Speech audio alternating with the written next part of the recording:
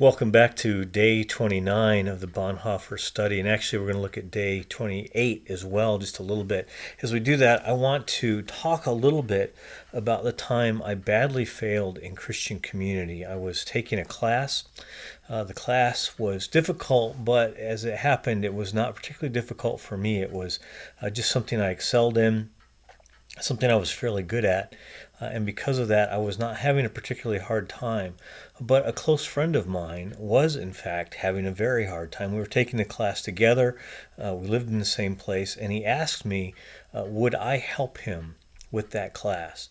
And to my great shame and regret, even all these years later, I refused to help him. I didn't tell him no. In fact, I rather suspect what I did is be a little bit non-committal, but in the end, I did not actually help him.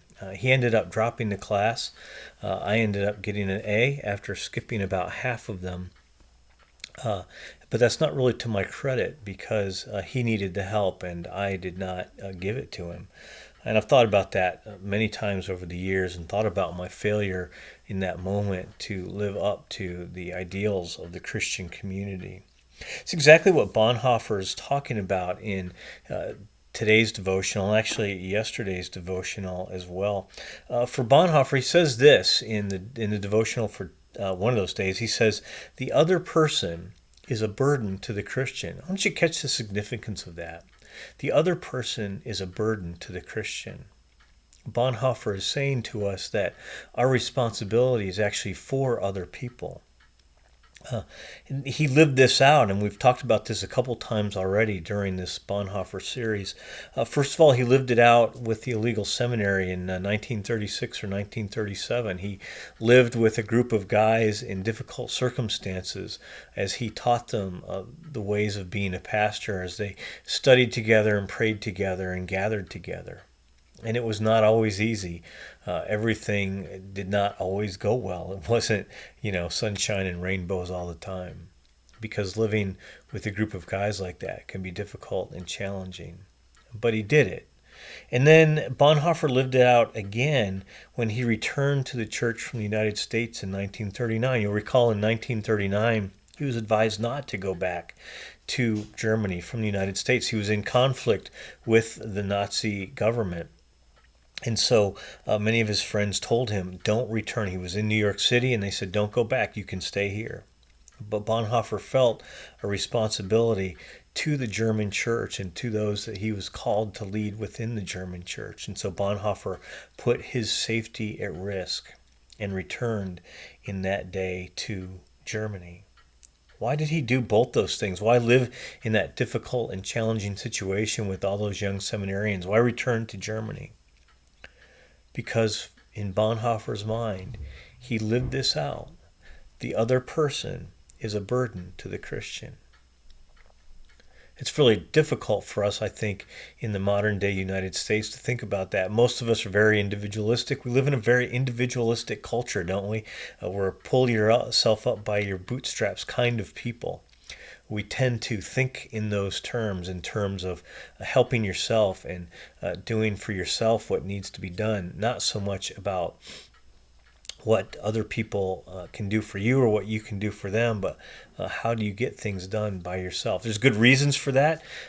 Many of us, our ancestors were the sort of people who were willing to drop everything, to leave their communities, and to travel sometimes thousands of miles to live and start a new life. So I think some of that individualism has seeped into our genes and into really the soul of the United States and our modern culture. Bonhoeffer, however, is calling us to something much better and much more radical than that. The Bible passage for today is Galatians 9:10, in which Paul tells the church, "Let us work for the good of all." What a simple command, and yet so hard. Let us work for the good of all, to do what is in the best interest of other people, to take our own individual needs and desires and put them aside and do what really is good for other people. That flies in the face of our individualism and flies in the face of the way that I think we in our culture and as a nation tend to operate. because we're individualistic. And so this is a special call to community, a call to do what is in the good of those around us within the Christian community, within church life. Bonhoeffer is giving us really the same idea and expounding on what Paul said. Let us do what is in the good of other people. Yesterday's devotional was the same theme in Christian community, and it came from Matthew 23:11. It says, it's the words of Jesus himself, when Jesus said, "The greatest among you will be your servant." Jesus is calling us to serve one another, not just to live our lives, to grasp for the things we want, but rather to live a life in which we serve and work on behalf of other people. I think that's particularly challenging at this time as we're worried about really our own well-being, our own mental health, our own views of what ought to happen in this country and in this nation in the next days and weeks and months as this whole pandemic unfolds.